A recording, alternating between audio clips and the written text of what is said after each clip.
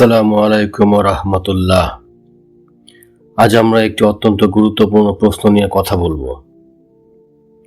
বড় গুনাহ কি ইস্তেগফারে মাফ হয়?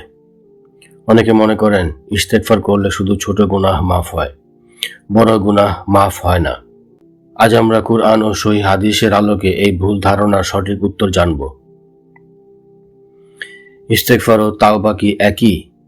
ইস্তেগফার মানে আল্লাহর কাছে ক্ষমা প্রার্থনা করা। তাওবা মানে 1. গুনাহ ছেড়ে দেওয়া, 2. অনুতপ্ত হওয়া, 3. ভবিষ্যতে না করার দৃঢ় সিদ্ধান্ত।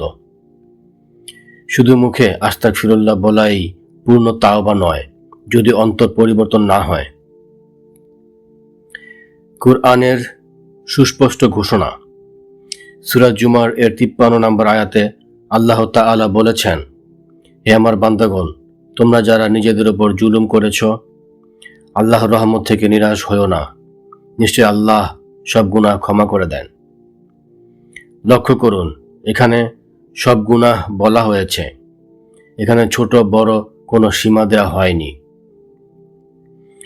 বড় গুনাহ কি কি? বড় গুনাহের মধ্যে রয়েছে শিরক, ব্যভিচার, রিবা, মিথ্যা সাক্ষ্য, পিতামাতার অবাধ্যতা, হত্যা, জুলুম, নামাজ ত্যাগ করা। প্রশ্ন হলো, এগুলো কি ইস্তেগফারে মাফ হয়? হাদিসের স্পষ্ট দলিল। রাসূলুল্লাহ সাল্লাল্লাহু আলাইহি ওয়াসাল্লাম বলেছেন, যে ব্যক্তি গুনাহ থেকে তাওবা করে সে এমন যেন তার কোনো গুনাহই ছিল না। ইবনে মাজাহ। এখানে কোনো গুনাহকে বাদ দেওয়া হয়নি। শিরক ছাড়া সব গুনাহ তাওবায় মাফ। সূরা নিসা এর 48 নম্বর আয়াতে আল্লাহ তাআলা বলেছেন, নিশ্চয়ই আল্লাহ শিরক ক্ষমা করেন না, আর শিরক ছাড়া অন্য যে কোনো গুনাহ যাকে চান ক্ষমা করেন। শিরক অবস্থায় মৃত্যু ক্ষমা নেই। শিরক থেকেও জীবিত অবস্থায় তাওবা করলে ক্ষমা হয়।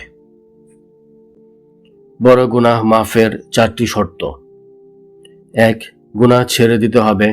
2. অন্তর থেকে অনুতপ্ত হতে হবে। 3.